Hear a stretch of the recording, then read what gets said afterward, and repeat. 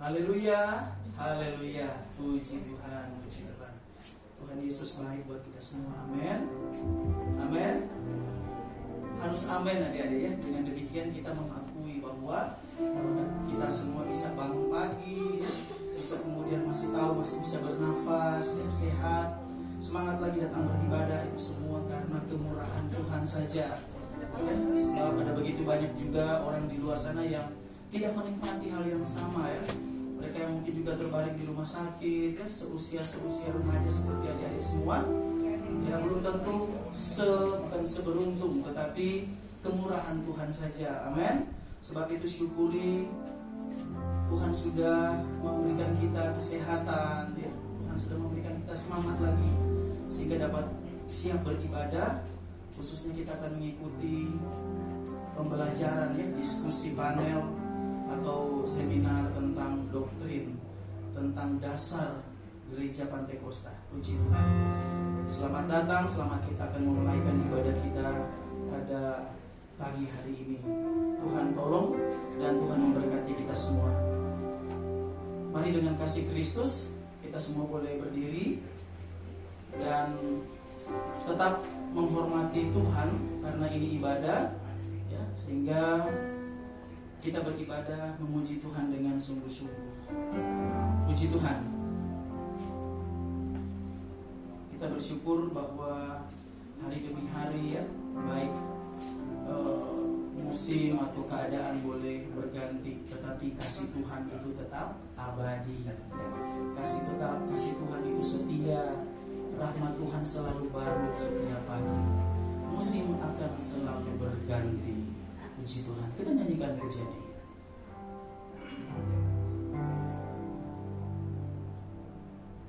Musim akan selalu berganti. Tuhan tetap abadi.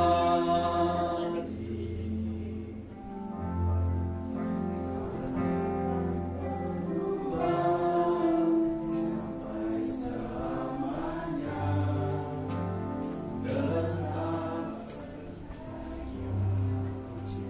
Slide-slide itu aku cuma bikin gambar pinggir ya, selengkap yang di materi.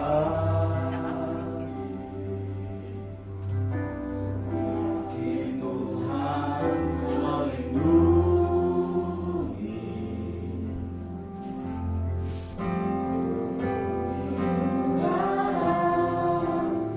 Tuhan pelihara,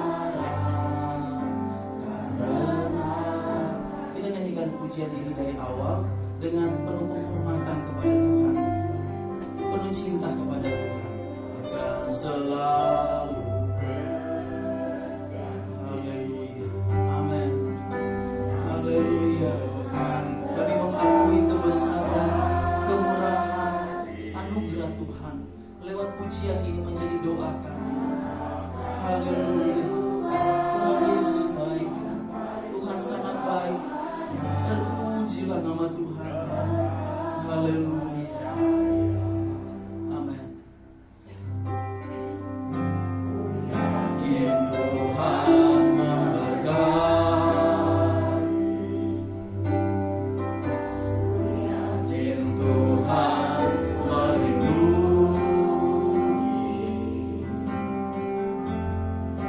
burung di udara Tuhan pelihara, karena kasih-Nya.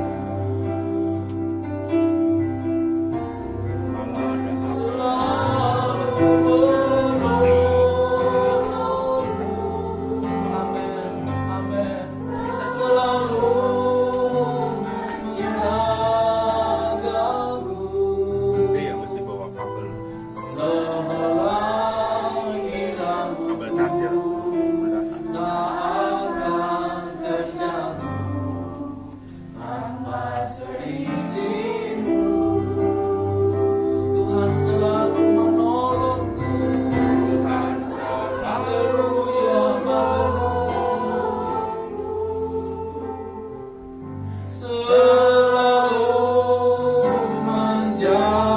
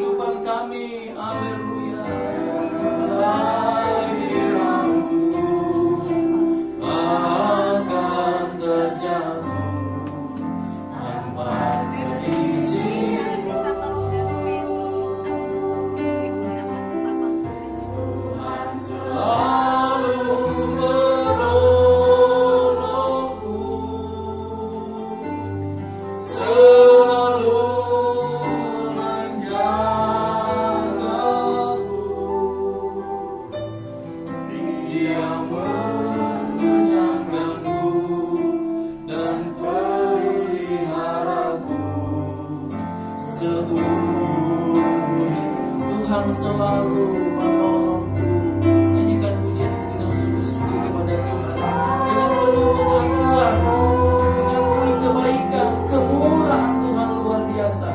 Haleluya, haleluya. Dengan kasih Kristus, Ibu Vero akan berdoa untuk memulai ibadah. Akan terjatuh dalam seizin Tuhan selalu. Tuhan selalu menolongku. Haleluya. Selalu menjagaku. Dia mengenyangkanku dan peliharaku seumur hidupku.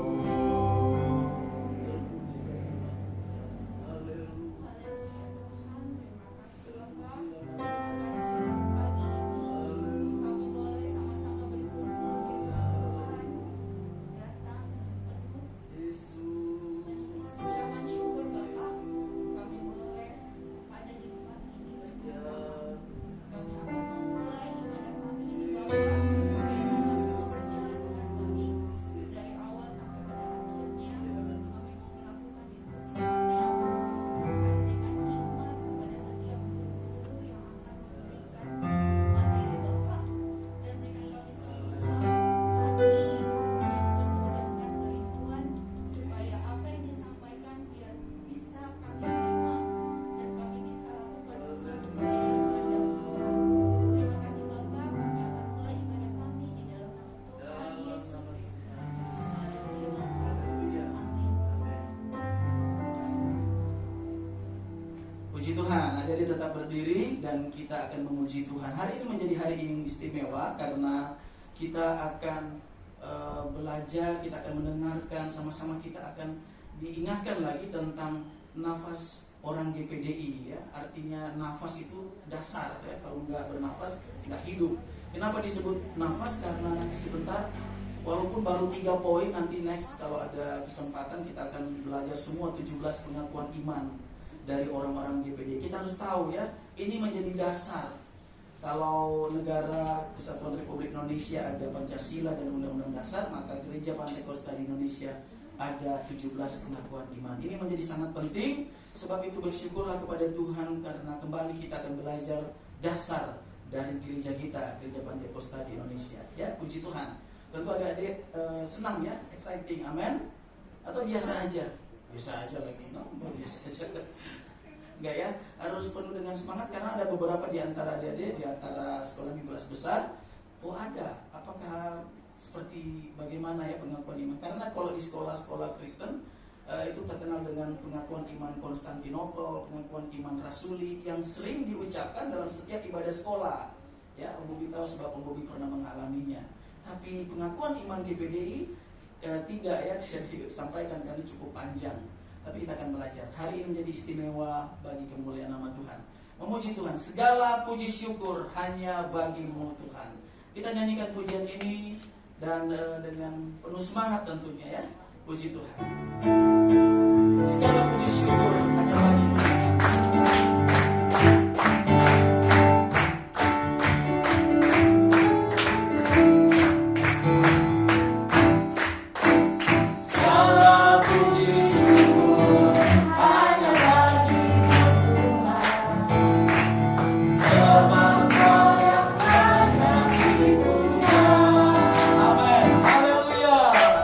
Kami mau bersorak di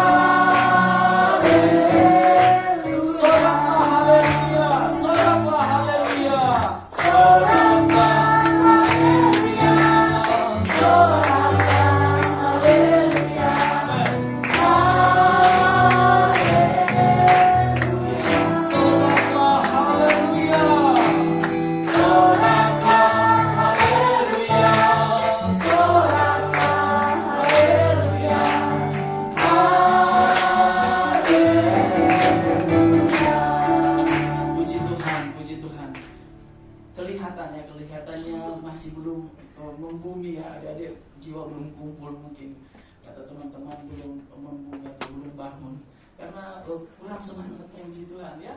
Tuhan senang dan Tuhan menanti-nantikan pujian yang terbaik dari kita semua. Amin.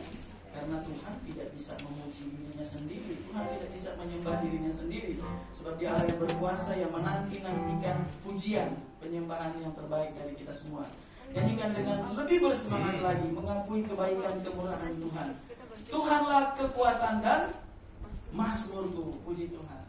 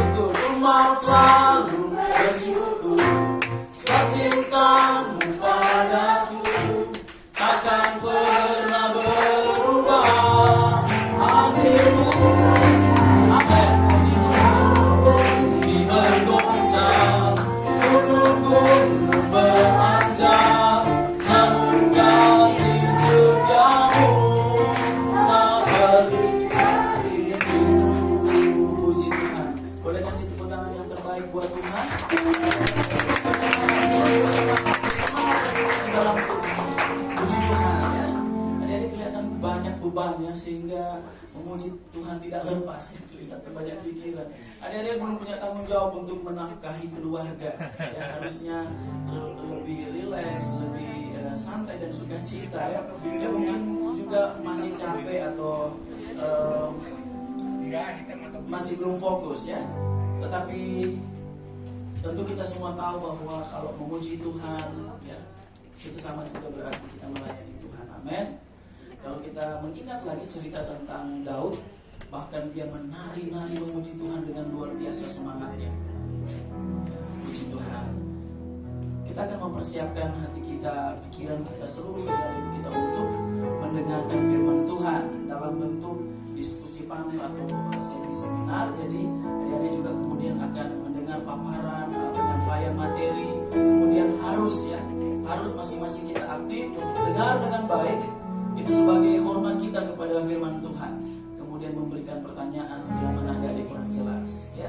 Puji Tuhan. Mari kita siapkan hati kita untuk mendengarkan firman Tuhan. Lu siapkan hatiku Tuhan untuk dengar firman. Siapkan hatiku Tuhan untuk dengar firman-Mu.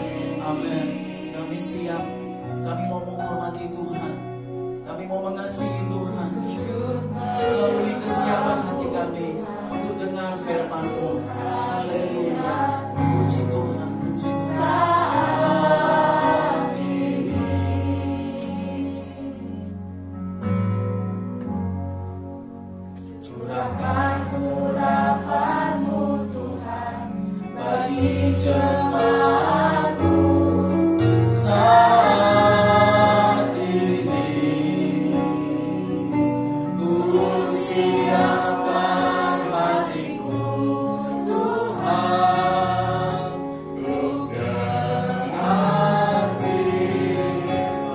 firman-Mu Tuhan, tiada berubah dahulu sekarang selama-lamanya.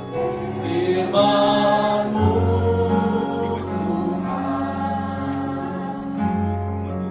tiada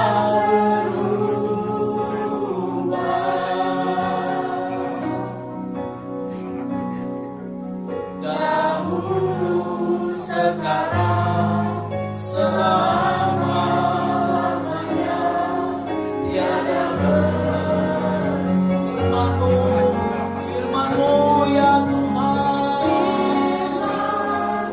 haleluya, haleluya, penuh hidupku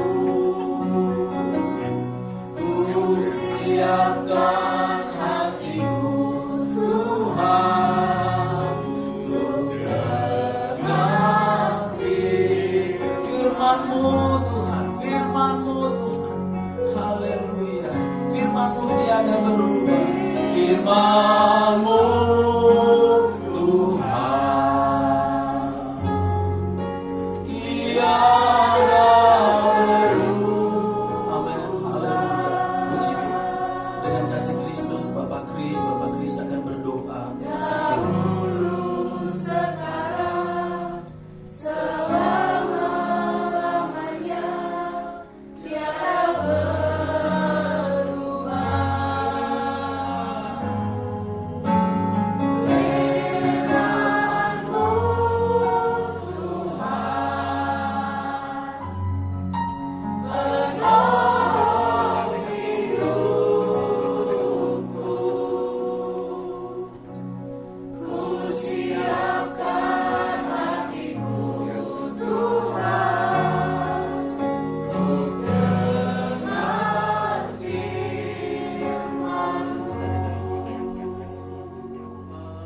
Terima kasih ya Tuhan Yesus, kalau sampai pertengahan dari kebaktian kami pagi hari ini, kiranya kami merasakan bahwa hadirat-Mu ada di tengah-tengah kami. Pimpin kami Tuhan hingga akhirnya, dan Engkau sudah kirimkan hamba-Mu Tuhan untuk menjelaskan kami mengenai doktrin daripada GPDI ya Tuhan. Biar kami tidak menjadi salah dan kami salah jalan Tuhan. Oleh sebab itu Tuhan, biarlah kami boleh menyelidiki firman-Mu Tuhan pagi hari ini ya Tuhan. Kau sudah kirimkan hamba-Mu dan kami sudah persiapkan hati-hati dan pikiran kami ya Tuhan, supaya kami boleh sebentar mendengarkan firman-Mu Tuhan. Terima kasih ya Tuhan, kami semua mau menyimak semua Tuhan, dan kami mau duduk diam untuk sambut firman. Engkau berkati setiap rekan-rekan kami ya Tuhan, Om Bobi terutama untuk membawakan puji-pujian dan backup singer ya Tuhan, kiranya Engkau mau berkati tim musik juga Tuhan. Kami yang bertugas pada pagi hari ini, kiranya Engkau mau berkati. Terima kasih, kami akan segera sambut firman-Mu Tuhan, dan kami alaskan doa kami hanya di dalam nama Allah besar, Allah yang maha kuasa, yaitu Tuhan Yesus Kristus. Haleluya, haleluya, amin.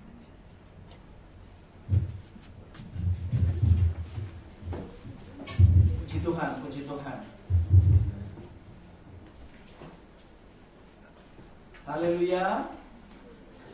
Ya, sepertinya kurang bersemangat. Yuk kita serukan haleluya 3 kali sambil tangan diacungkan ke atas, tanda kita semangat dan siap menikmati berkat firman Tuhan. 1, 2, 3. Haleluya! Haleluya! Haleluya! Puji Tuhan. Om Bobi menunggu sampai semua yang punya tangan sudah mengacungkan ke atas, tanda dia siap dan semangat. Karena kalau persentase 60% saja yang berpartisipasi untuk menunjukkan semangatnya menikmati firman Tuhan, yang lain mungkin masih bengong dan mikir sebentar makan apa ya.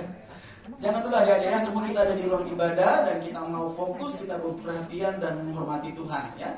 Dan sikap kita untuk menikmati kebenaran firman Tuhan harus dengan sikap yang baik, semangat dan penuh cinta kepada Tuhan ya. Oke, satu kali lagi ya, yang merasa punya tangan, ayo mensyukuri kebaikan Tuhan dengan kita kasih semangat juga buat diri kita sendiri ya, puji Tuhan. Ya, kita serukan haleluya 3 kali dengan tuh Om Hizkia sudah siap 2 tangan udah kayak mau terbang. Ya, puji Tuhan. Ya, 1, 2, 3. Haleluya! Haleluya! Haleluya! Puji Tuhan. Kasih tepuk tangan yang terbaik buat Tuhan. Ya, sebab yang terbaik adalah datangnya dari Tuhan dan bagi Tuhan. Puji Tuhan. Ya. Coba semua tarik nafas dalam-dalam dulu untuk menunjukkan bahwa kita sudah sadar, kita sudah siap, dan kita tahu sama pentingnya dengan bernafas dengan doktrin GPDI. Karena ada juga bisa salah jalan dan menjadi sesat, nanti besok-besok bisa pindah gereja kalau tidak kuat di doktrin, kalau tidak kuat di pengajaran. Kalau tidak dari awal usia-usia seperti adik-adik semua sudah matang ya, baik dengan firman Tuhan. Yuk, boleh nafas 3 kali. 1, 2, tarik nafas dalam-dalam ya. Kita bukan mau olahraga ya, tetapi kasih sadar diri bahwa kita bernafas. Dan sebegitu pentingnya doktrin buat kita. 17 doktrin pengakuan iman GPDI. 1, ada yang masih ngobrol, belum siap bernafas. Oh, ada yang belum siap bernafas. 1, 2, 3. Ada sampai mengimpi. Baik, adik-adik, sebegitu pentingnya kita belajar dasar ya. Kalau sekali lagi Republik Indonesia punya Pancasila dan Undang-Undang Dasar, maka Gereja Pantai Kosta di Indonesia punya 17 pengakuan iman. Puji Tuhan. Nah, nanti dalam diskusi panel atau semi-seminar akan dipandu oleh host yang bombastik ya, oleh host yang super. Kita sambut Om Hizkia. Kasih tepuk tangan dulu dong. Om Hizkia akan menjadi host atau moderator dalam diskusi seminar pada pagi hari ini dengan pembicara yang pertama dan kedua. Langsung ya, puji Tuhan ya. Untuk pembicara tadinya Bapak Pendeta Om Yonatan ya, Pak Yonatan, tetapi berhalangan. Jadi untuk sesi 1, sesi 2 Ibu Pendeta Agustini akan memandu adik-adik dalam pendalaman tentang posisi peran Alkitab ya, Alkitab yang tidak tergoyahkan yang kita baca benar itu adalah firman Tuhan. Kemudian yang kedua tentang Tritunggal, dan Om Bobi akan ambil sesi yang terakhir, yang ketiga nanti tengah malam, sesi terakhir. Apabila begitu seru tentunya ya, banyak pertanyaan, nanti sesi 3 tengah malam. Enggak dong. Jadi walaupun 5-10 menit terakhir, Om Bobi akan juga menyampaikan tentang yang ketiga ya. Puji Tuhan. Baik, selanjutnya sekali lagi kita sambut dengan penuh semangat buat Om Hizkia. Ya, mari Om Hizkia jadi moderator untuk diskusi atau seminar pada pagi hari ini. Dan kita langsung saja kasih tepuk tangan yang semangat juga buat Ibu Pendeta Agustini ya, yang kita panggil Mama Eki. Ya, dari kita untuk kita juga. Oke, silakan. Dan selanjutnya dipersilakan Om Hizkia akan memandu acara ini. Puji Tuhan, Tuhan Yesus memberkati.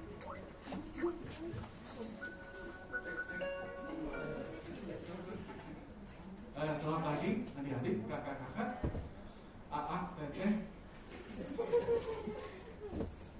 Udah hamba Tuhan. Gak tau, masing-masing dikasih sesi berapa jam? 2 jam masing-masing. Buset, 10 jam mendoa semalam. 10 menit maksudnya saya. 10 menit? 15.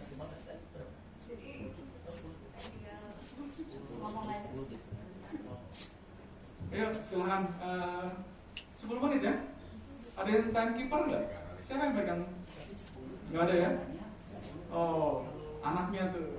Anaknya Reki yang akan pegang timekeeper. Kartini silahkan.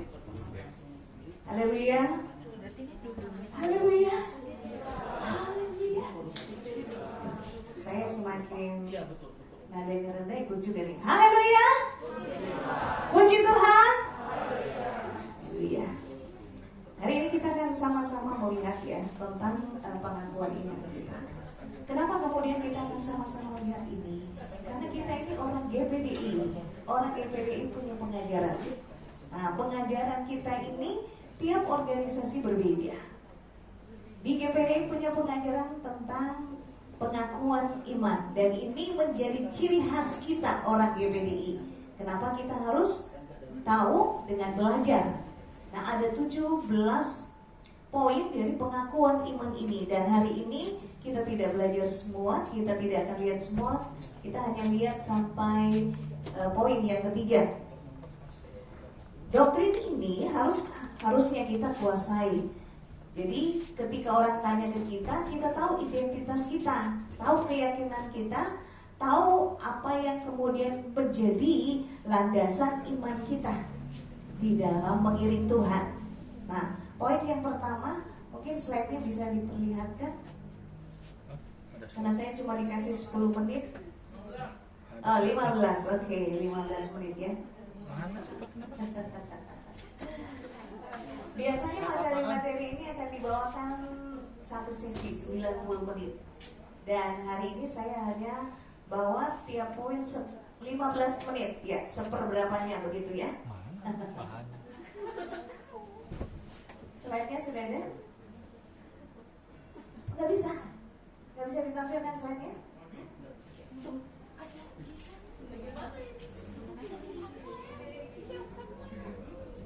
Oke. Saya sudah mengirimkan materi juga, dan ya minggu depan baru Om Samuel katanya berikan. Oke, baik.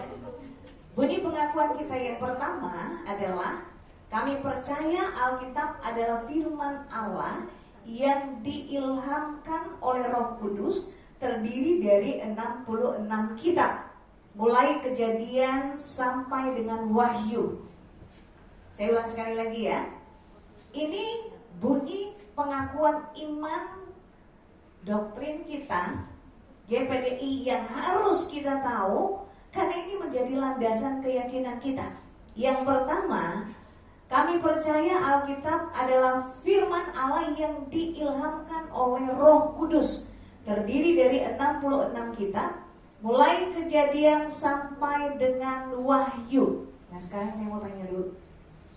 Dari adik-adik, kakak-kakak di sini, ada yang hafal kitab-kitab dalam Perjanjian Lama dan Perjanjian Baru, mulai Kejadian sampai Wahyu? Hafal nama kitabnya saja, saya nggak suruh hafal semua ayat. Ada Kejadian sampai Wahyu? Halo? Kejadian sampai Wahyu? Kalah dong sama yang sekolah minggu. Jadi mulai sekarang mulai belajar ya, hafal Kejadian sampai Wahyu, Kejadian, Keluaran, Imamat, Bilangan, Ulangan, Yosua, Kebakar, dan seterusnya. Kenapa? Mesti tahu ini adalah landasan iman kita. Jadi harus tahu. Ada yang sudah pernah baca Kejadian sampai Wahyu, kitabnya, seluruh kitab? Oke, ada satu orang. Terima kasih, tepuk tangan dulu dong. Masih ada juga. Saya nggak tahu. Kalau kemudian Tuhan tanya ke kita, kamu udah pernah baca belum? Sementara kita lengkap-lengkap gitu ya bacanya. Oke. Jadi mulai sekarang kita nama-nama kita Perjanjian Lama, Perjanjian Baru kita hafal. Lalu rutinlah untuk baca semua kitab. Entah mulai lebih enak mulai dari kita Perjanjian Lama dulu. Entah satu hari satu pasal atau 2 pasal, 3 pasal dibaca. Karena ini firman Allah buat kita. Oke. Coba semua pegang dulu Alkitabnya, angkat Alkitabnya. Ada yang masih bawa Alkitab seperti Kak Tini? Ada dong. Ada yang bawa handphone suci? Kak Tini kasih tahu ya, bahwa kalau kalian download bukan dari LAI, cukup berhati-hati. Kenapa? Karena mungkin ada kata yang hilang atau tanda baca yang hilang. Kalau kata atau tanda baca hilang, maka pengertian kalimatnya akan berbeda. Itu sebabnya tetap diminta bawa Alkitab yang bentuknya secara fisik seperti yang saya pegang. Nah, Alkitab ini disebut dengan Alkitab itu dari bahasa Ibraninya Alkitab atau kata. Kata itu artinya hanya adalah itu buku atau sebuah buku. Jadi Alkitab ini artinya adalah buku. Tidak ada arti yang lain. Nah, tapi buku ini terdiri dari 66 kitab. Ada perjanjian lama, ada perjanjian baru. Perjanjian lama berapa kitab? Halo? Oh banyak, terima kasih. Ayo, berapa kitab? Coba buka. Di bagian depan hitung sekarang, ada berapa? Ini belum pernah hitung ya? Ayo kita hitung. Hitung, ayo, dengan cepat. Ada berapa?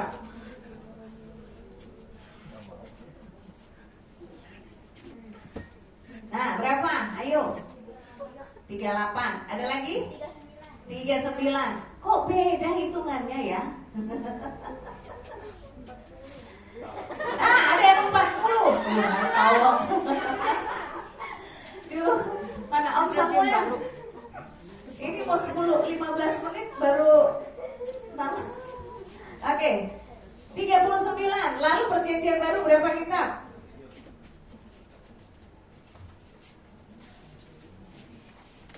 Halo?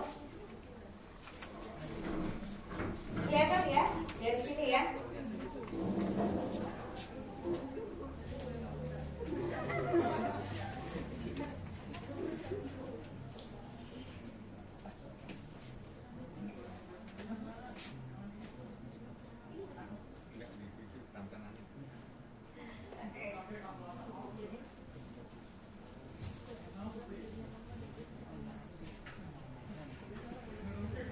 Karena materinya dikasih minggu depan, saya tulis aja di bawah ya.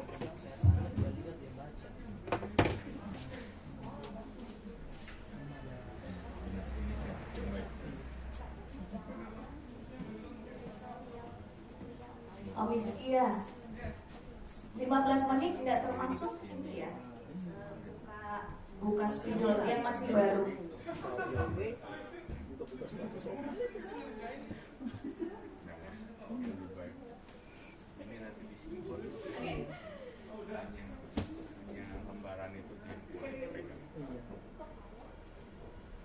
Alkitab ini artinya sebuah buku. Dari bahasa Ibraninya Alkitab. Ini hanya artinya buku. Tapi buku ini itu terdiri dari 66 kitab. Ada perjanjian lama, ada perjanjian baru. Nah, tadi kita sudah hitung perjanjian lama ada berapa? Hah? 39, ya. Saya pikir ada lagi yang sebut 40. Lalu perjanjian baru sudah dihitung ada berapa? 27. Nah, kalau kemudian kita jumlahkan kan tetap 66. Kalau lewat dari 66 berarti salah. Hitung lagi. Di sana dikatakan bahwa Alkitab adalah firman Allah. Firman Allah yang diilhamkan oleh Roh Kudus. Oke, silakan baca 2 Timotius pasal yang ketiga ayat 16.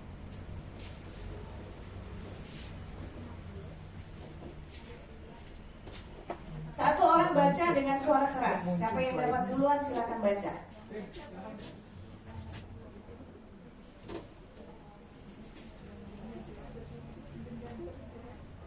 Ayo silakan. Jangan berbisik. Berdiri, suaranya keras.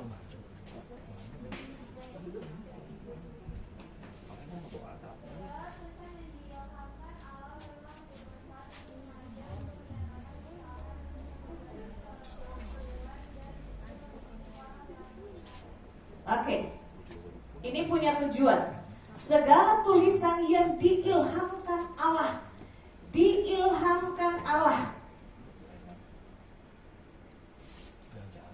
diwahyukan, diberikan, difirmankan, ini semua, itu semua dari Allah.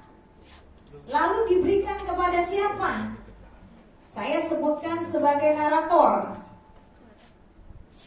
Narator ini Dari Kejadian sampai Wahyu kurang lebih ada sekitar 39 atau sampai 40 penulis dengan latar belakang yang berbeda. Ada raja, ada dokter, rasul, ada nabi, gitu ya. Semua Tuhan pakai. Untuk apa? Apa yang Allah firmankan mereka terima. Dan manusia menerimanya tentu dikuasai oleh apa tadi ditulis? Roh Kudus.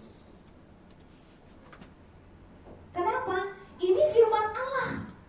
Allah yang firmankan, manusia yang kemudian orang-orang tertentu yang Allah percayakan itu kemudian menerimanya lalu menulisnya. Kalau kita sekarang menulisnya gampang ya.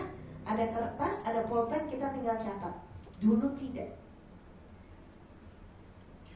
Dulu mereka ukir di batu, lalu di kulit binatang itu mesti dipahat. Wah, kalau Tuhan berfirman itu seperti sebuah serial film yang akan jalan terus.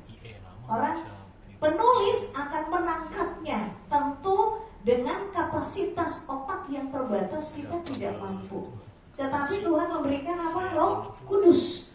Orang-orang Tuhan urapi untuk apa? Menangkap firman Allah, isi hati Allah, untuk kemudian dituliskan, kemudian menjadi buku. Ini dia Alkitab. Beberapa penulis yang cukup banyak penulis ya. Ada nabi, raja, penyanyi, rasul, murid, tabib, dan banyak lagi yang lain.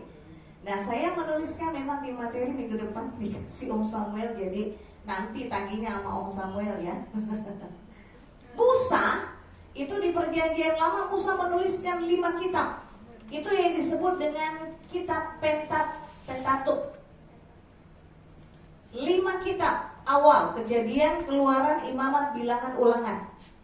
Lalu ada Samuel menuliskan Hakim-Hakim, Rut 1 dan 2 Samuel. Saya sebutkan beberapa nama yang memang menuliskan beberapa kitab. Lalu ada Yeremia 1 dan 2 Raja-Raja, Yeremia ratapan. Ada Esra menuliskan 1, 2 Tawarik, Esra dan Ester. Daud menuliskan 73 pasal kitab Mazmur. Makanya Mazmur itu lebih banyak dikenal adalah Daud karena dia menuliskan banyak. Ada Asaf, Korah, Heman, dan Etan. 24 pasal dalam kitab Mazmur. Salomo 2 pasal kitab Mazmur, tapi juga menuliskan kitab Amsal, Pengkhotbah, Kidung Agung. Paulus menuliskan 13 kitab di dalam Perjanjian Baru. 1-2 Korintus, Galatia, Efesus, 1-2 Tesalonika, 1-2 Timotius, Titus, Filemon, dan Ibrani. Nah, kitab-kitab ini dituliskan oleh mereka dengan latar belakang yang berbeda, hidup di zaman yang berbeda. Tetapi karena sumbernya satu dari Tuhan, itu saling melengkapi dari perjanjian lama sampai ke perjanjian baru. Disitulah luar biasanya Tuhan memakai orang-orang ini dengan Roh Kudus. Sekali lagi, satu ide yang sama dituliskan oleh banyak orang, tapi bisa satu alur yang sama mulai perjanjian lama sampai perjanjian baru. Itu karena Tuhan yang memberikan pengilhaman, Tuhan yang berfirman, mereka yang menerima. Dan orang-orang yang Tuhan pilih adalah orang-orang yang Tuhan urapi. Mereka menerima, lalu mereka menuliskan untuk kita. Maka menjadilah sebuah buku. Lalu kemudian nanti bisa lihat juga di dalam Galatia 1 ayat yang ke-12. Coba, silakan buka. Galatia 1 ayat yang ke-12.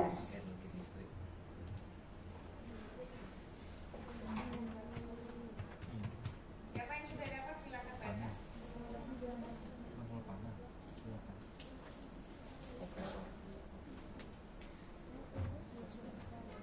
Tadi cewek, sekarang coba mana nih cowok-cowok. Galatia 1 ayat yang ke-12. Yang lain.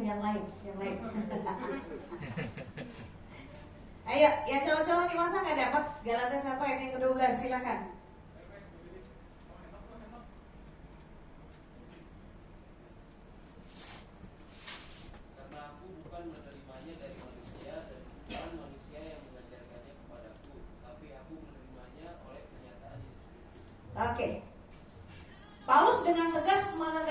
bahwa apa yang aku terima, Paulus ini menuliskan 13 kitab.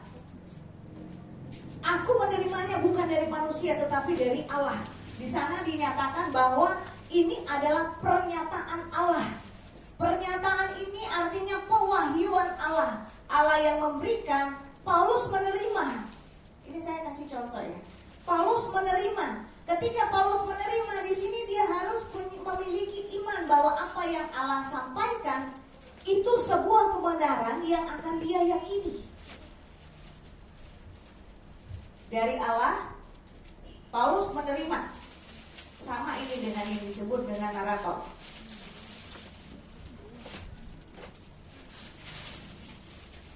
Ada dari sisi Allah, ada dari sisi kita manusia.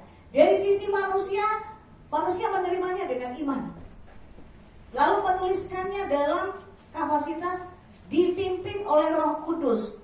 Logika rasio manusia dikuasai oleh Roh Kudus. Kenapa? Karena berbicara tentang Allah itu berbicara tentang kuasa Allah. 1+1 manusia akan menjawabnya 2. Tetapi bicara di area kuasa Allah itu bicara tentang iman, di mana kita meyakini 1+1 Allah bilang mau 1 tetap 1 atau yang lain terserah Tuhan, dan itu kita terima. Tapi yang pasti Tuhan memberikan kebenaran buat kita. Saya bawa kepada analogis untuk memberikan kita pemahaman. Nah, bisa juga baca di 2 Petrus 1 ayat yang ke-21 bahwa semuanya itu didorong oleh Roh Kudus. Roh Kudus yang menguasai pemikiran, logika, rasio penulis, sehingga ketika mereka menuliskan kata-kata itu juga dibawa kendalinya Tuhan. Ya, jadi apa yang mereka tuliskan bukan berasal dari diri mereka sendiri, tetapi dari Allah, karena Allah yang pimpin, Allah yang kendalikan. Lalu kita akan sama-sama melihat kenapa di dalam Alkitab kita ada yang disebut perjanjian lama, ada yang disebut perjanjian baru. Ada yang tahu? Kenapa gak cukup aja perjanjian lama semua atau perjanjian baru semua? Kenapa masih ada 2? Perjanjian lama, perjanjian baru. Ayo.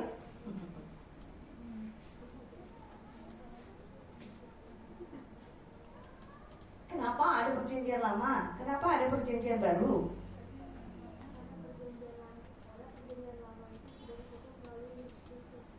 Oke.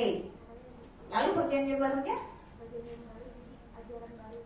Ajaran baru. Oke. Terima kasih.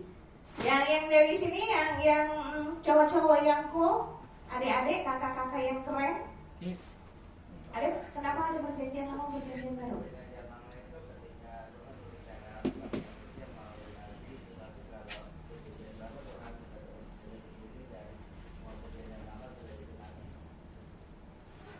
Semua perjanjian lama sudah digenapi. Oke.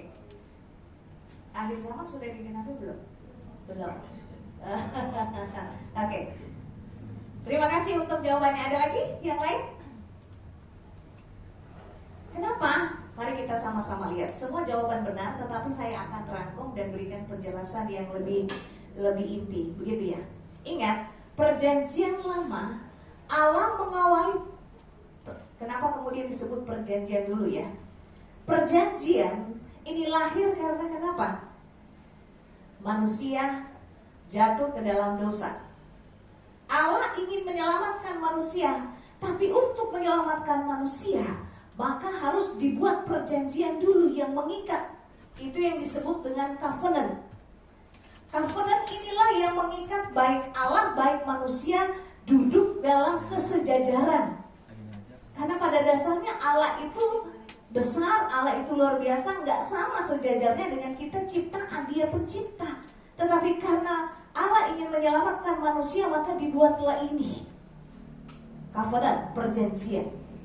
Nah, perjanjian Allah kemudian buat untuk menyelamatkan manusia, sehingga ada sebuah ikatan, kesepakatan.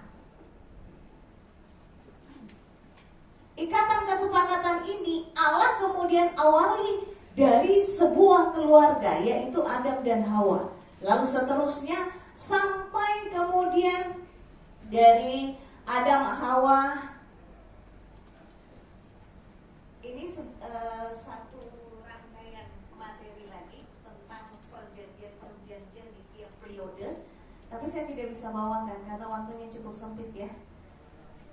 Saya ringkaskan dari Adam Hawa, kemudian lanjut sampai kepada Abraham, dari Abraham Ishak Yakub, sampai kemudian 12 suku yang disebut dengan suku Israel, bangsa Israel. Allah kemudian buat perjanjiannya. Kita lihat di dalam Keluaran pasal yang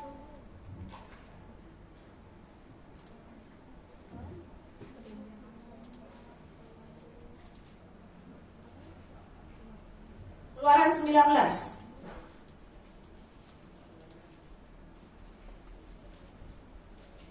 Saya tidak langsung kasih kesimpulan, saya kasih alur dulu.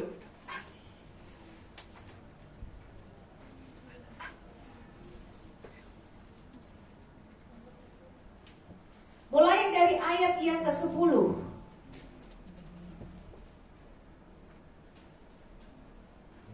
Ayat yang ke-10 nanti kalian baca di rumah ya, supaya lebih singkat waktu kita hari ini.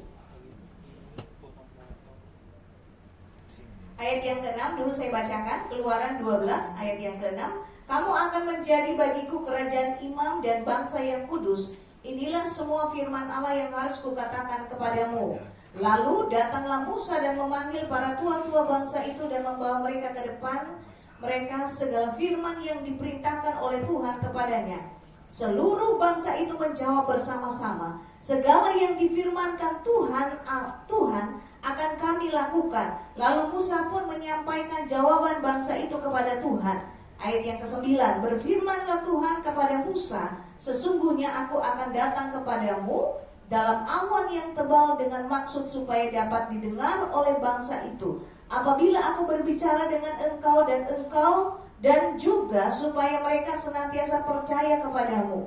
Dan di ayat-ayat selanjutnya. Nah nanti tolong dibaca ya, Keluaran pasal 19, satu pasal ini. Ini tentang perjanjian Sinai. Allah mengikat perjanjiannya kepada bangsa Israel. Aku akan memberkati kamu, aku akan menyelamatkan kamu, aku akan memberikan tanah perjanjian dan seterusnya. Include semua di situ. Tetapi bangsa Israel harus hanya menyembah kepada Tuhan. Perjanjian ini kalau ditaati, maka bangsa Israel yang kemudian Allah pilih dalam perjanjian lama untuk menjadi umat kesayangannya, imamat yang ngerajaninya, artinya karya penyelamatan Allah melalui bangsa Israel yang pertama. Ingat ya, manusia jatuh ke dalam dosa, Allah ingin menyelamatkan. Karena itu Allah mengikat perjanjiannya. Karena Allah ingin menyelamatkan manusia, maka Allah harus melakukan perjanjian itu supaya manusia mengikuti kehendaknya untuk diselamatkan. Udah sampai mana? Dia ikat perjanjian, dia berfirman kepada bangsa Israel, ini perjanjian lama. Syaratnya harus hanya menyembah kepada Allah. Tetapi di dalam perjalanannya, kalau kemudian kita lihat sampai di kitab Maleakhi, bangsa Israel kemudian gagal untuk hanya menyembah kepada Tuhan. Itu sebabnya Allah hapuskan. Allah kemudian meninggalkan mereka, menghukum mereka, karena mereka tidak menyembahnya kepada Allah. Udah habis ya, 5 menit lagi, sedikit lagi.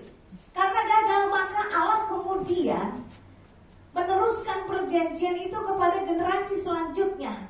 Allah turun jadi manusia untuk menyelamatkan. Karena dalam perjanjian lama, bangsa Israel harus mampu melakukan hukum Taurat dan tidak bisa. Karena hukum Taurat itu tuntutannya adalah sempurna. Semua harus dilakukan. Satu gagal semua. Gagal perjanjian di perjanjian lama untuk digenapi, maka ada ratifikasi namanya, pembaruan perjanjian, dan itu dilakukan oleh Yesus. Kenapa ada perjanjian lama dan perjanjian baru? Perjanjian lama, perjanjian di awal yang Allah berikan kepada bangsa Israel untuk menyelamatkan. Tetapi mereka gagal, kemudian dibaharui di perjanjian baru. Diberikan kembali perjanjian yang sifatnya mengikat, dan itu digenapi di dalam Yesus Kristus.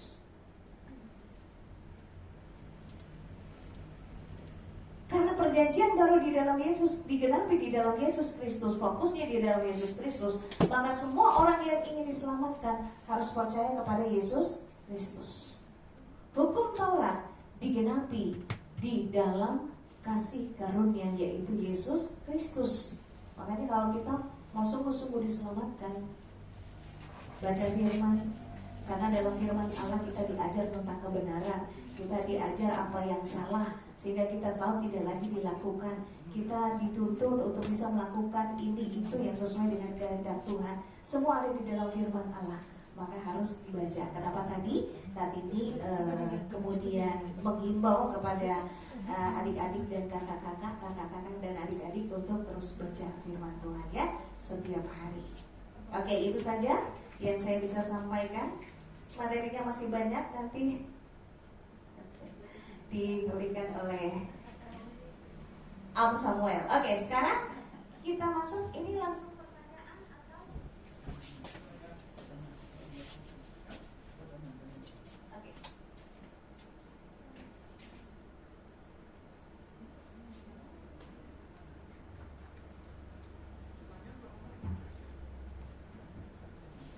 Cukup jelas, kalau menurut saya sih jelas banget. Kalau Kartini yang bawain itu pasti oke. Kira-kira udah mulai ada pertanyaan belum? Kalau enggak saya nanya semua nih. Ayo, kalau dia mau ditulis, mau nanya, perlu kertas, mau nanya, malu, ngomong grogi, pakai mic. Saya juga grogi nih, kakinya goyang-goyang. Silakan. Kamu nunjuk-nunjuk kenapa tuh? Bukan. Gak ada yang mau tulis? Gak ada pertanyaan, jelas semua. Iya, kalau ada pertanyaan lanjut. Hah? Bener. Ini masih banyak loh. Kita ada sampai 17 poin. Ini baru yang poin pertama nih. Jadi harus ngerti dulu. Terus, sepakat ya? Kalau ada yang ngantuk, buyur ya. Nanti nggak ada yang tanya atau ini tanya. Atau saya tanya gini, mancik deh. Enakan orang perjanjian lama yang hidup di perjanjian lama, atau kita orang-orang yang hidup di perjanjian baru? Kenapa?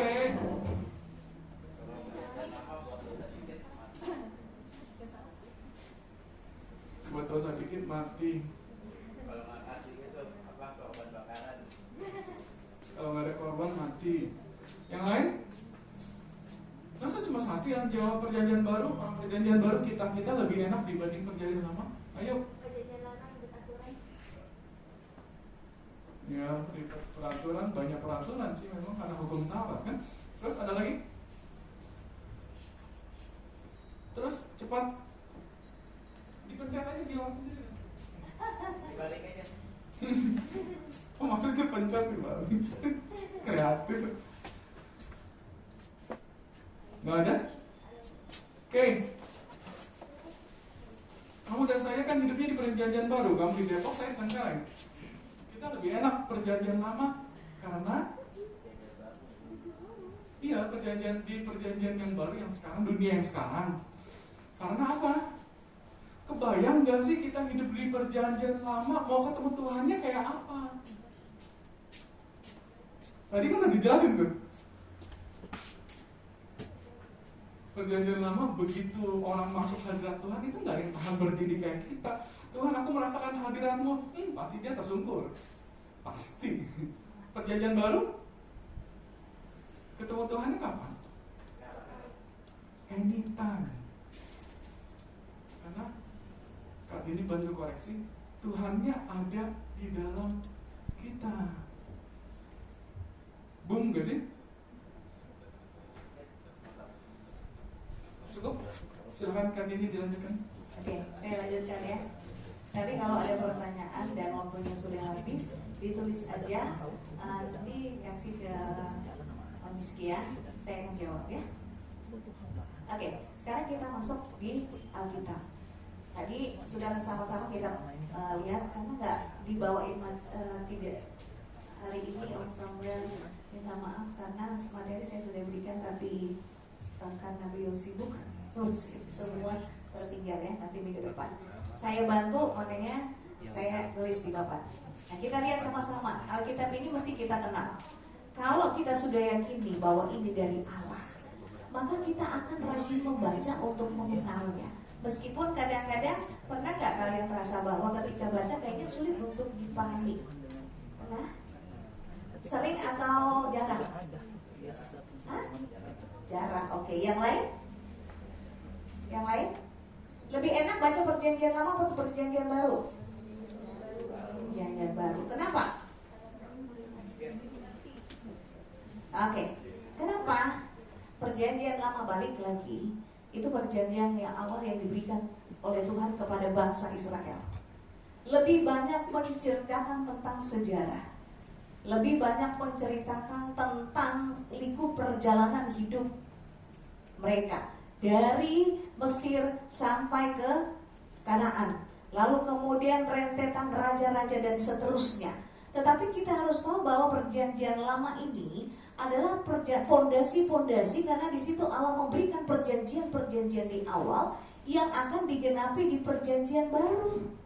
Ini mesti kita pahami untuk mengerti di perjanjian baru. Ini sebuah keutuhan yang tidak bisa dipisahkan.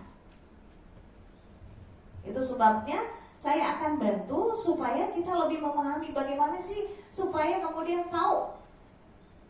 Dan dengan tahu itu kita akan baca mudah dipahami. Dalam perjanjian lama itu dibagi atas 3 bagian. Ada kitab Pentatuk yang tadi kemudian saya sudah jelaskan. Kitab Pentatuk ini terdiri atas 5 kitab yang ditulis oleh Musa. Kejadian, Keluaran, Imamat, Bilangan, Ulangan. Musa yang tuliskan. Musa ini hidup di zaman dalam pemetaan zaman. Panjang ya kalau saya di sini lagi. Oke. Dituliskan oleh Musa. Kejadiannya sudah awal, tapi kemudian ketika Allah memberikan dia pengilhaman, baru kemudian dia tulis. Ini berkisar tentang apa? Awal Allah memilih sebuah keluarga, lalu kemudian sebuah bangsa. Waktu kita pahami ini, maka ketika kita masuk baca kitab Roma yang dituliskan oleh Paulus, di situ kita akan tahu Roma ini kalau dibilang bisa dikatakan intisarinya perjanjian baru. Waktu Paulus membahas tentang apa? Taurat dan Injil di kitab Roma ini, maka kita akan tahu, oh, Taurat ini dari perjanjian lama yang Allah berikan kepada orang Israel. Tuntutannya harus sempurna. Kalau Injil itu dalam Yesus Kristus, yaitu kasih karunia. Makanya tadi Om Rizky bilang, kita lebih enak di perjanjian baru. Perjanjian lama, kalau kita tidak melakukan hukum Taurat atau tidak menaati firman Tuhan, langsung mati hukumannya. Tapi di perjanjian baru ada kemurahan, karena kita hidup di dalam kasih karunia. Allah memberikan kita kemurahan bukan untuk kita berbuat dosa terus, tapi bertobat. Tuhan kasih kesempatan masih hidup bisa bertobat supaya hidupnya jauh lebih baik. Allah kita pemurah tapi bukan murahan, karena Allah ingin membawa kita diselamatkan, maka dikasih waktu untuk bertobat. Oke, lalu selanjutnya kitab para nabi. Kitab para nabi ini ada 22 kitab. Ada yang disebut nabi besar, ada yang disebut nabi kecil. Bukan berarti orangnya besar dan orangnya kecil. Tetapi kitab para nabi ini disebut nabi besar dengan nabi kecil karena ada nabi-nabi masa pelayanannya panjang. Ada juga nabi-nabi yang masa pelayanannya singkat, tetapi mereka adalah nabi Tuhan.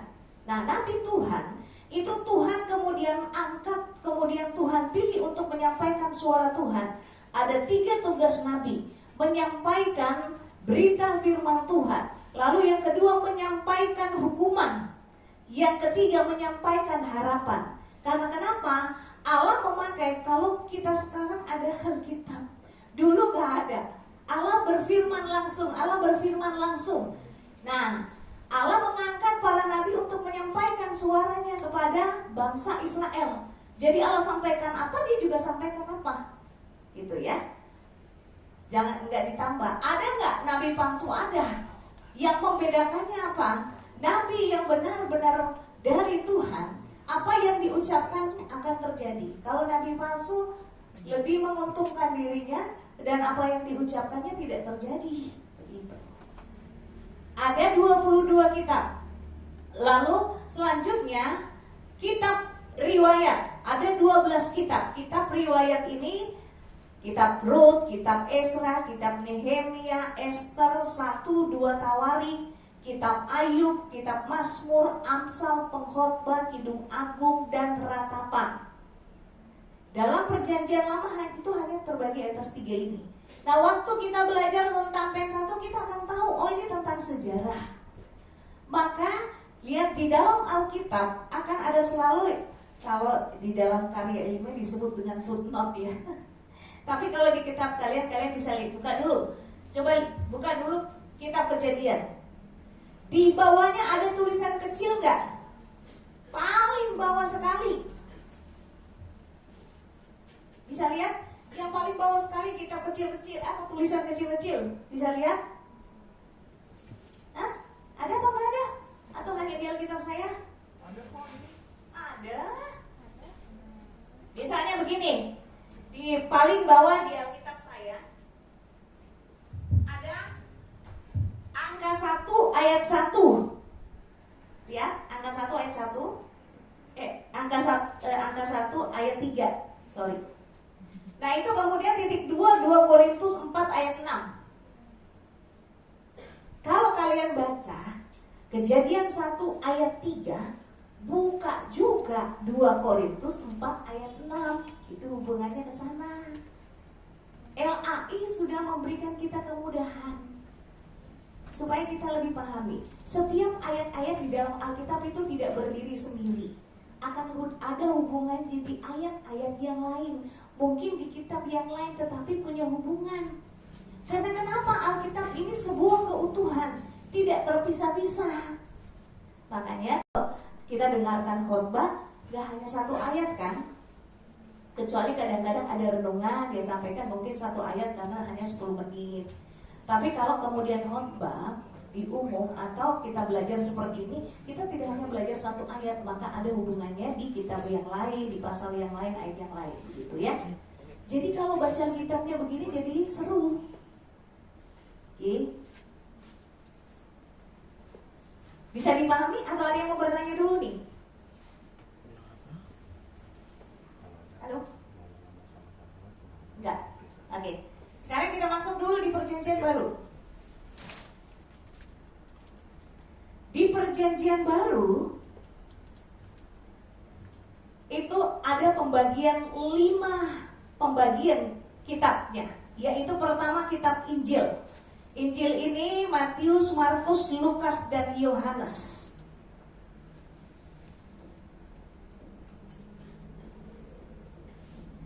Lebih dikenal dengan kitab sinoptik. Kenapa? Karena keempat kitab ini membahas tentang Yesus dengan kisah hampir sama tetapi menuliskan dengan cara masing-masing.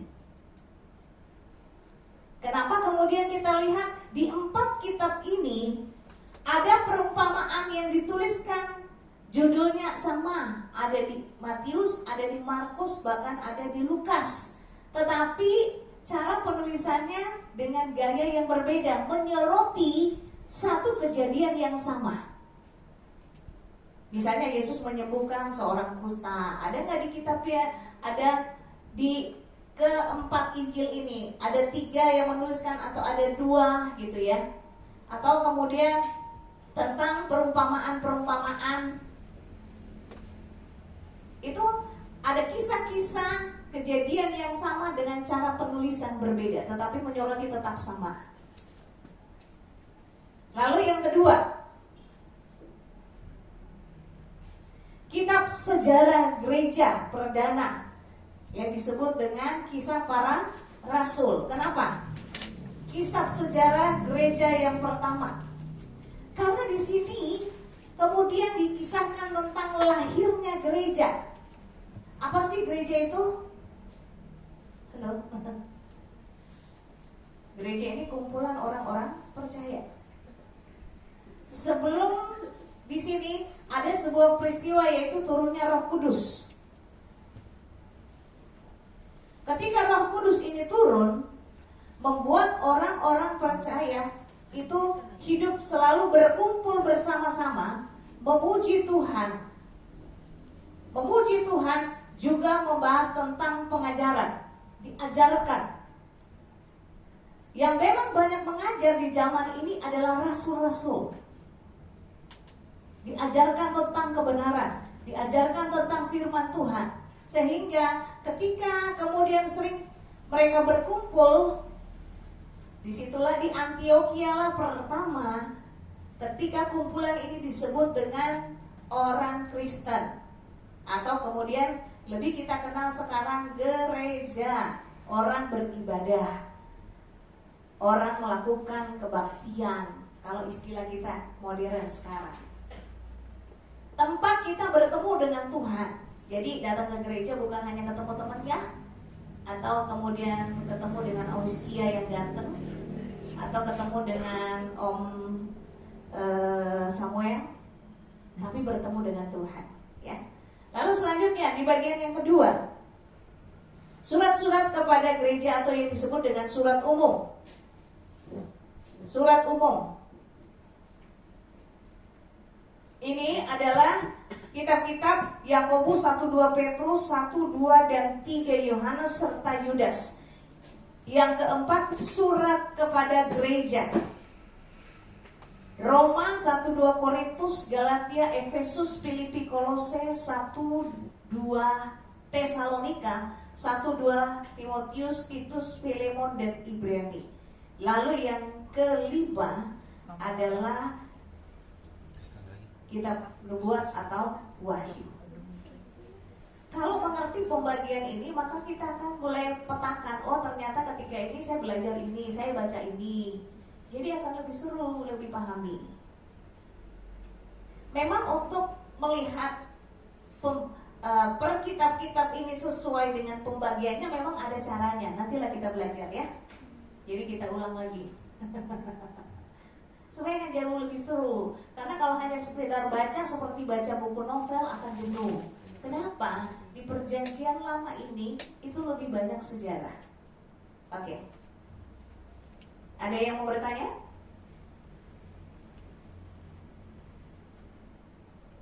Oke, tidak ada.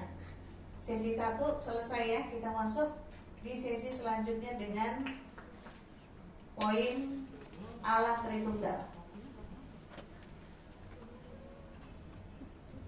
Ini hanya bagian permukaan, kita belum masuk di dalamnya.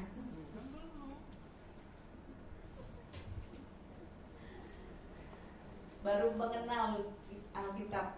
Masih di apa ya, kalau orang bilang tuh kalau tubuh kita tuh baru kulit. Tapi karena waktu yang singkat diberikan, oke, saya lanjut ya. Sekarang kita beralih di poin yang kedua, pengakuan iman di poin yang kedua. Tadi yang pertama tentang Alkitab adalah firman Allah yang dilakukan oleh Roh Kudus, terdiri atas 66 kitab. Jadi yang kita akui 66 kitab ya. Karena ada juga dari gereja lain lebih dari 66 kitab.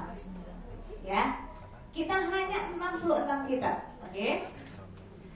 Sekarang kita masuk di bagian yang kedua, kita akan bahas tentang Allah Tritunggal. Bunyi pengakuan kita yang kedua. Slide-nya tolong dipindahkan. Halo. Next, please. Nah ini dia.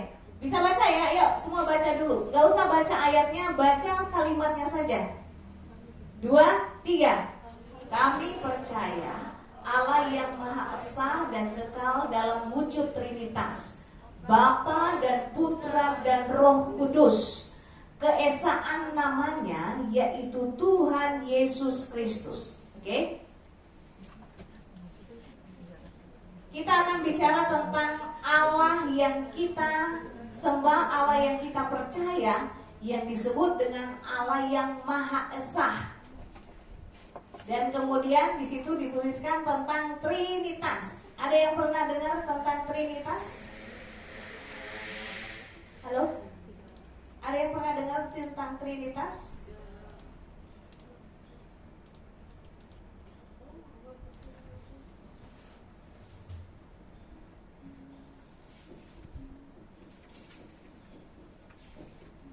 Trinitas ini kalau kita cari dalam perjanjian lama dan perjanjian baru kita tidak akan temukan. Sebab ini istilah yang diperkenalkan oleh Tertullianus, seorang pengajar, filsuf istilahnya zaman dulu. Itu salah satu dari bapak gereja Katolik. Kenapa? Karena sulitnya memahami tentang Allah yang memperkenalkan dirinya di dalam perjanjian lama itu kepada bangsa Israel. Karena penulisan kitab perjanjian lama ini dituliskan dalam bahasa Ibrani, untuk orang-orang seperti kita sulit memahaminya. Itu sebabnya perlu diterjemahkan, begitu kan? Orang Israel bisa memahami ini, iya. Mereka punya penyebutan YHWH. Ini yang disebut dengan tetragrammaton, penyebutan spesial bagi Allah yang disembah oleh orang Israel. Karena zamannya orang Israel itu banyak Allah-Allah lain. Apa yang manusia anggap lebih berkuasa dari dirinya, itu yang disembah, itu yang dipercaya. Maka tidak heran ada yang primitif ya, yang batu, patung, pohon besar dan sebagainya. Karena manusia ingin mencari kekuasaan yang lebih besar. Siapa sih yang punya? Tuhan. Oke, kalau kita kenal Tuhan begitu ya. Tapi zaman dulu mereka nggak tahu siapa aja penyebutannya, tergantung. Nah, Tertullianus itu kemudian menggambarkan tentang pribadinya Allah. Satu hakikat, tiga pribadi. Itu sebabnya dia sebutkan tentang Trinitas, Trias.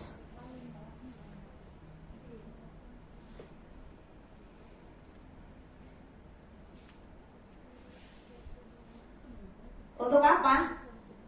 Menggambarkan ini untuk mudah dipahami dalam pemikiran manusia. Memang untuk menjelaskan tentang Trinitas, kita harus di dalam keyakinan, gak bisa dengan akal, logika. Makanya akan agak sulit untuk menjelaskan kepada orang di luar sana, karena mereka tidak mendalami pengajaran kita.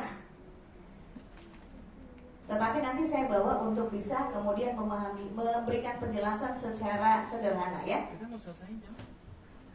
Trinus dan unitas. Nah, Trinitas ini berasal dari kata trinus dan trinitas. Unitas menggambarkan tiga bagian yang menjadi satu. Supaya apa? Orang-orang kemudian bisa memahaminya. Nah, mungkin slide selanjutnya bisa diperlihatkan, saya akan jelaskan. Halo. Oke. Ini gambarannya. Kita ini manusia ketika ingin memahami tentang Allah, dalam kapasitas pikiran kita yang terbatas, kembali kita butuhkan apa? Roh Kudus. Untuk membuka logika kita, rasio kita, sehingga hal-hal yang tidak bisa terpahami dengan kemampuan kita berpikir, bernalar, itu bisa kita mengerti. Tritunggal itu tiga pribadi, satu hakikat, atau satu hakikat tiga pribadi. Bapa, Anak, dan Roh Kudus. Tiga bagian ini, tiga pribadi ini dibedakan dalam tugas-tugasnya. Nah, ini dia tugas-tugasnya. Bapa itu mencipta dan memelihara. Slide selanjutnya dulu, nanti kita balik lagi ke sana. Ya. Lalu putra, siapa ini? Yesus Kristus. Dia menyelamatkan, dia menebus. Roh Kudus punya peran untuk menguduskan orang. Lalu menghibur, memberikan kekuatan untuk apa? Tetap kuat berjalan dalam iman. Disebut dengan Tritunggal atau Trinitas. Sekali lagi, Tritunggal, Trinitas dalam Alkitab tidak ada. Tapi ini bahasa yang diperkenalkan oleh Tertullianus, seorang filsuf, Bapak Gereja Katolik, untuk memudahkan manusia memahami dengan logika. Bapa, Putra, dan Roh Kudus. 3 pribadi, bukan 1, 3 dalam satu hakikat. Itu sebabnya digambarkan seperti ini. Bapa itu Allah, Putra juga Allah, Roh Kudus juga Allah. Tetapi mereka bukan kemudian Bapa bukan anak, anak bukan Roh Kudus, Bapa bukan Roh Kudus, seperti itu. Mereka 3 pribadi punya peran masing-masing yang perlu kita pahami. Karena punya tugas masing-masing, gitu kan? Kayak Bapak punya tugas menjadi kepala keluarga, Ibu punya tugas untuk menjadi pendamping. Tapi dalam satu sistem keluarga. Memang banyak analogi atau penggambaran supaya manusia bisa ngerti. Tetapi analogi ini sebenarnya tidak cukup untuk mewakili pribadi Allah, karena esensinya itu harus sama. Esensi itu artinya kemampuannya, kuasanya, karyanya itu semua harus sama. Sementara kalau tadi kita gambarkan dalam sebuah keluarga, sama nggak bapak sama ibu? Enggak. Tapi banyak analogi ini digambarkan untuk apa? Untuk membuat manusia bisa memahami, gitu ya. Lalu selanjutnya kita lihat slide selanjutnya, Om Samuel. Nih, Trinitas, ketika Bapa menciptakan, yang lain tetap ada nggak ada, hanya tidak dituliskan, ya kan? Baiklah kita menciptakan manusia. Kata kita itu lebih dari 1 orang. Itu berarti bahwa baik Bapa, Putra, Roh Kudus itu sama. Memang Roh Kudus tidak secara letterlek banyak dituliskan dalam Perjanjian Lama. Tetapi Roh Kudus sudah berkarya enggak? Iya. Yesus sudah ada enggak? Iya. Kalau kemudian kita tahu Yesus itu ada sebelum dunia dijadikan, hanya kehadirannya di dalam dunia, lahir sebagai manusia biasa itu di dalam Perjanjian Baru. Seperti itu. Karena kenapa? Alkitab tidak bisa muat. Ini Alkitab kalau semua mau ditulis nggak setebal ini loh, agak lebih tebal. Maka kita perlu pahami ini, sehingga ketika kita menjelaskan akan jauh lebih mudah. Ketika anak menyelamatkan, Yesus Kristus menyelamatkan, dia tetap bersama dengan Bapa dan Roh Kudus. Ketika Roh Kudus menguduskan dan menyucikan, Bapa dan anak tetap sama bekerja bersama-sama. Hanya tidak dimunculkan penyebutannya. Karena kenapa? Yang mau ditonjolkan adalah perannya masing-masing. Ingat, ini satu kesatuan. Kita mulai lihat dulu di dalam Perjanjian Lama. Coba buka dulu di dalam Ulangan pasal yang ke-6 ayat yang ke-14. Maaf, Ulangan 6 ayat 4. Ini lebih dikenal dengan Shema Israel. Shema itu sebuah, kalau dikatakan itu sebuah pengakuan iman dari orang Israel. Siapa yang dapat? Silakan baca. Ulangan pasal 6 ayat yang keempat.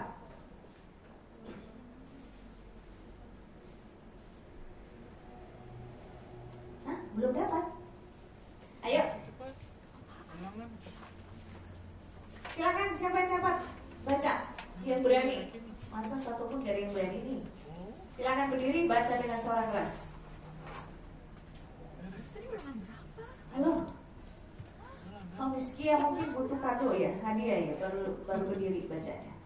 Silakan baca. Siapa yang dapat? Coba angkat tangannya siapa yang sudah dapat? Ulangan 6 ayat 4. Belum dapat? Silakan. Yang angkat tangan. Oke, berdiri.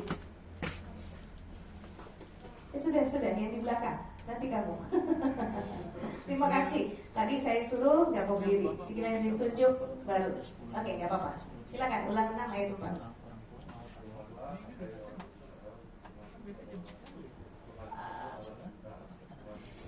Oke. Dalam penyebutan bahasa Ibrani-nya Shema Israel, Yahweh Alef Nun Yahweh Echad. Dengarlah orang Israel, Tuhan itu Allah kita, Tuhan itu Esa. Allah itu Esa. Esa ini satu, utuh, tidak terpisah-pisah. Meskipun di dalam keesaannya dia memiliki 3 pribadi. Kenapa ada 3 pribadi? Karena punya peran masing-masing. Jadi sekali lagi kita tidak menyembah 3 Allah. Satu Allah punya 3 pribadi karena punya peran masing-masing. Ya. Logika manusia itu Bapa satu, Anak satu, Roh Kudus satu. Itu ya. Sementara dalam kesejajarannya Bapa, Anak, Roh Kudus ini jadi satu, tetap satu. Kalau kita urutkan begini, maka ini bisa menjadi 3 enggak? Karena kita jumlahkan. Jadi istilah dia pakai ini. Manusia kan selalu begitu. Ada ranking 1 sampai ranking 10. Itu nominal. Tapi bicara tentang area Trinitas atau Tritunggal Allah, kita bicara itu pribadinya tidak. 3 pribadi dalam satu hakikat yang tidak terpisahkan. Dia satu, utuh, Allah yang esa. Ini tidak berubah. Punya 3 pribadi karena ada perannya. Itu yang saya ulang lagi ya. Tadi Bapak apa? Halo? Bapak apa? Hah? Ulang lagi nih. Bapak mencipta. Jangan lupa. Anak? Menebus, menyelamatkan, menebus. Roh Kudus? Mereka satu hakikat, satu kesatuan yang tidak dapat dipisah-pisah. Punya peran masing-masing, itu sebabnya ada penyebutannya. Kali lagi ya, kita menyembah satu Allah Esa yang memiliki 3 pribadi karena punya peran masing-masing. Jadi sekali lagi tidak menyembah 3 Allah, satu Allah. Oke? Dan ini menjadi landasan bahwa Allah yang esa itu adalah Allah yang memiliki kuasa.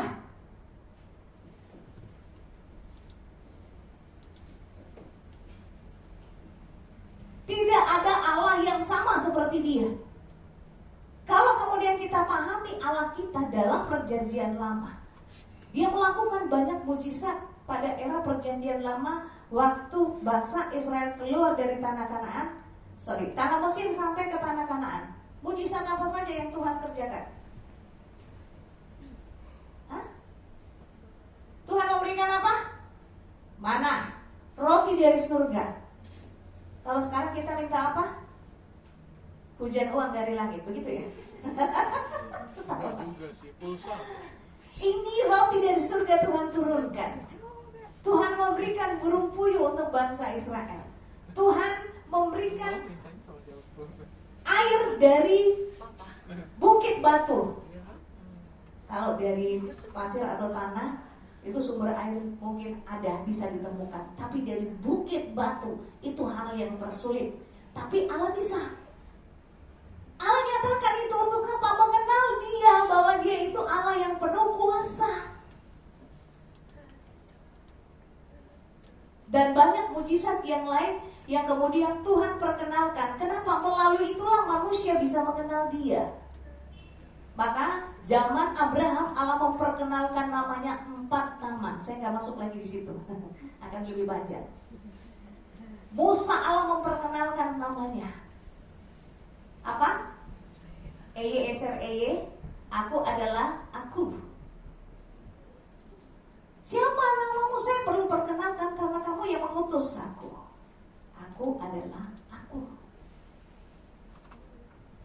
EYSREY. Itu yang Tuhan. Lalu Allah juga memperkenalkan kepada tokoh-tokoh yang lain. Itu nanti satu topik yang akan sama-sama kita lihat juga ya, kalau masih ada waktunya. Oke, masuk dalam perjanjian baru. Ini punya satu alur yang sama. Kalau di dalam perjanjian baru, silahkan buka di dalam Matius 28 ayat 19. Yang tadi berdiri, silahkan buka Matius 28 ayat 19.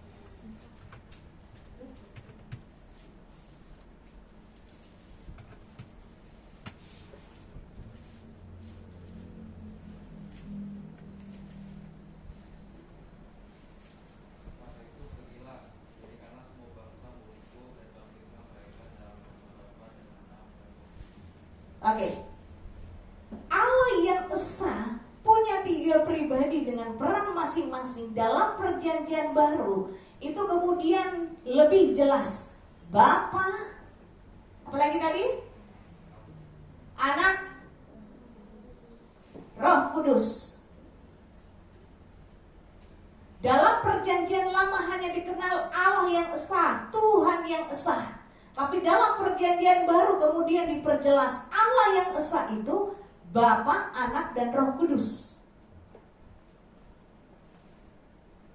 Itu sebabnya kita perlu pahami perjanjian lama dulu, baru perjanjian baru. Secara sistematika, ini modelnya akan seperti ini untuk tiap-tiap tema. Perjanjian baru punya tema, ada 12 tema besar. Perjanjian lama, perjanjian baru juga ada. Tema-tema itu kemudian satu alur yang sama seperti ini.